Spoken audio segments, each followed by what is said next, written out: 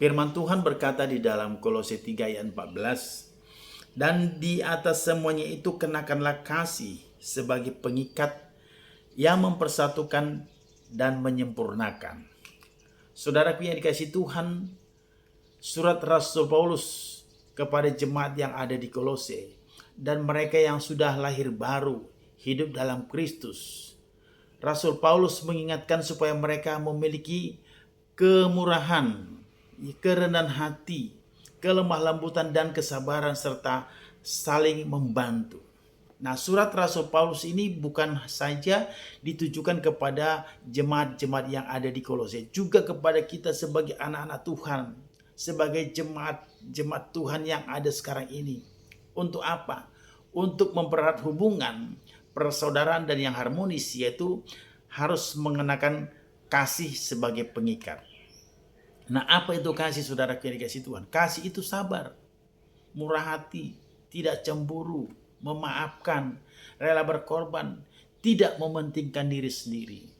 Di dalam 1 Yohanes 4 ayat 7 dikatakan, saudara-saudaraku yang kekasih, marilah kita saling mengasihi, sebab kasih itu berasal dari Allah. Dan setiap orang yang mengasihi lahir dari Allah dan mengenal Allah. Nah, ciri-ciri ataupun tanda-tanda seorang yang sudah lahir baru, hidup dalam Kristus, dia memiliki rasa peduli ya terhadap orang lain. Contohnya, ada saudaranya yang sakit, kekurangan ataupun sahabat ataupun teman, ya. Dia peduli di saat orang punya masalah, dia meresponi, dia datang. Mungkin itu dia bantu dengan keuangan, mungkin itu dia memberikan sesuatu yang dia perlukan, ataupun dia langsung doakan. Inilah yang harus kita pahami, bagaimana kita sebagai orang yang sudah lahir baru, kita harus memiliki kasih yang tulus, ya. Nah, saudaraku yang dikasihi Tuhan, kasih itu tidak berpura-pura, tapi tulus. Kasih itu rela berkorban dan tidak menuntut balas. Di dalam Yohanes 13 ayat 34 berkata, ya, Yohanes 13 ayat 34, aku memberikan perintah baru kepada kamu, yaitu supaya kamu saling mengasihi sama seperti aku telah mengasihi kamu.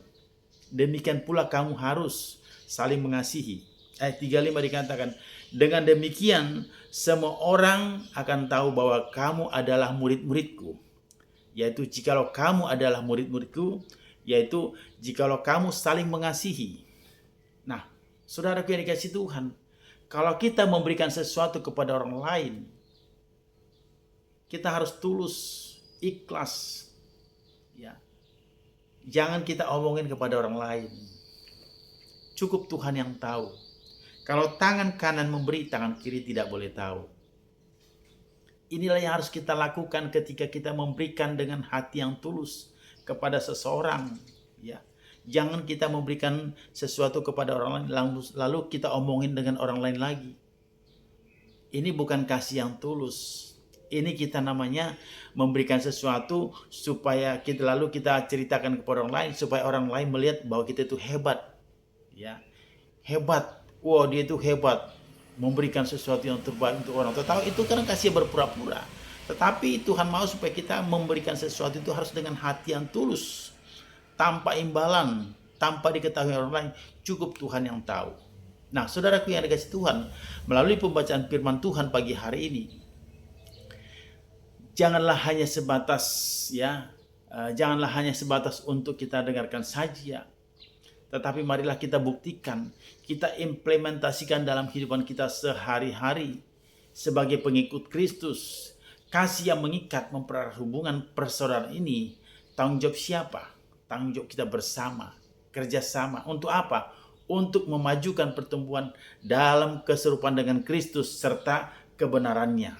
Oleh sebab itu, kasih itu ya adalah bagian dari gaya hidup kita, bagian dari gaya kehidupan orang Kristen. Artinya dalam setiap aspek hidup kita, baik dalam bersikap, mau membangun hubungan maupun berkomunikasi, talenta, karunia yang kita miliki, semuanya itu harus kita landaskan dengan kasih. Mari saudara yang dikasih Tuhan, kenakanlah kasih itu untuk mempererat persaudaraan kita yang harmonis. Tuhan Yesus berkati. Shalom.